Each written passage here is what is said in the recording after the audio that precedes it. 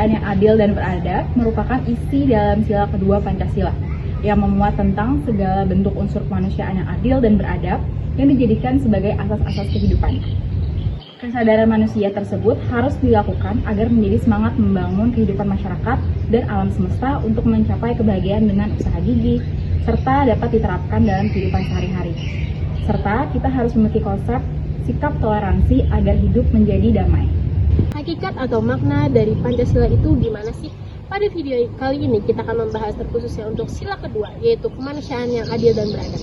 Untuk masyarakat Indonesia, sila ini bermakna bahwa adanya kesadaran sikap dan perilaku sesuai dengan nilai moral dan dari hati nurani. Kemudian adanya HAM. HAM berarti hak asasi manusia, yang dimana hak asasi manusia ini perlunya kita hormati dan kita akui. Kemudian ada sikap saling mencintai. Sikap saling mencintai ini termasuk sikap kemanusiaan, yaitu untuk mengurangi tindak kejahatan. Kemudian yang terakhir adanya keadilan. Keadilan ini tentunya sangat penting untuk kehidupan kita sehari-hari.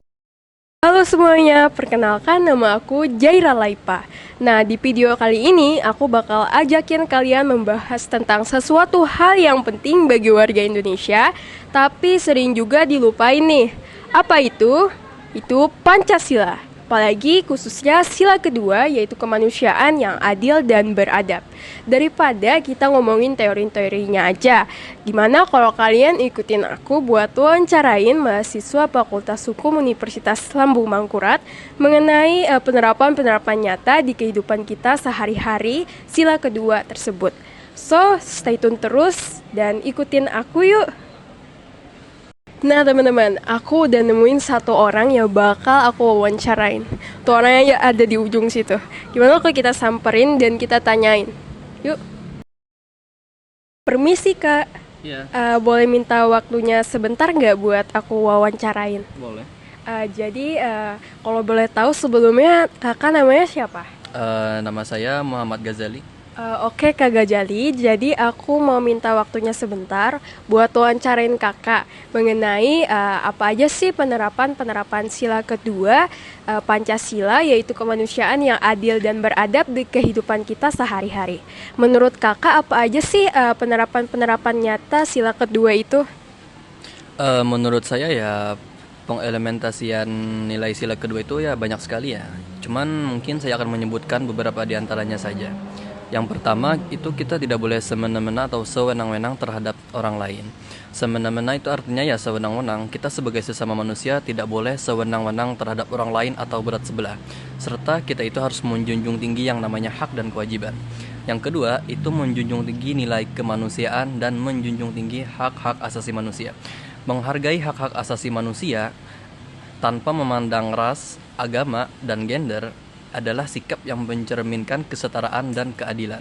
Dan yang terakhir itu menghargai pendapat orang lain, bersikap ramah dan sopan, menolong sesama, dan yang paling pasti kita harus menghindari yang namanya diskriminasi. Wah, keren banget jawaban dari Kak Gajali. Terima kasih banyak ya Kak udah bersedia buat aku wawancarain. Jadi teman-teman, gimana kalau kita lanjut buat cari narasumber yang kedua di Fakultas Hukum ini? Yuk ikutin aku terus.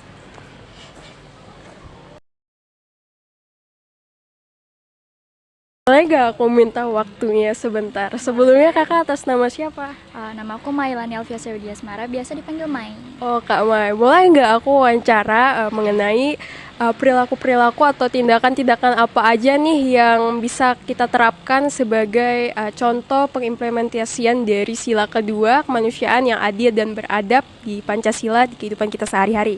Boleh nggak aku nanya-nanya tentang itu? Boleh Kak? Menurut kakak apa aja sih penerapan sila kedua di kehidupan kita sehari-hari?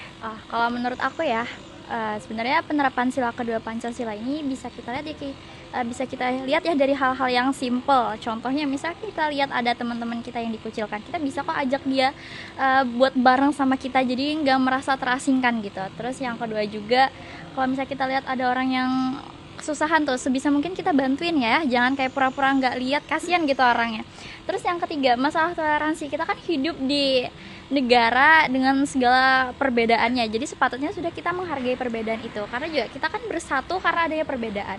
Terus selain itu yang paling sering terjadi itu masalah bullying nih Kak, apalagi kita di era digital saat ini tuh marak banget terjadi bullying di mana-mana, cyberbullying dan lain sebagainya. Jadi sebisa mungkin kita sebagai mahasiswa hukum ya yang bukan sebagai mahasiswa hukum aja, tapi kita sebagai warga negara Indonesia yang berpedoman pada Pancasila, sudah semestinya kita tuh harus bisa menahan diri kita untuk tidak berkomentar yang macam-macam ya di media sosial, seperti itu sih Kak. Wah, keren banget tadi jawaban dari Kak Melani. Mungkin itu aja sih Kak. Terima kasih banyak ya Kak udah mau diwawancarin sama aku. Jadi teman-teman, mungkin itu aja wawancara dari aku di Fakultas Hukum Universitas Lambung Mangkurat.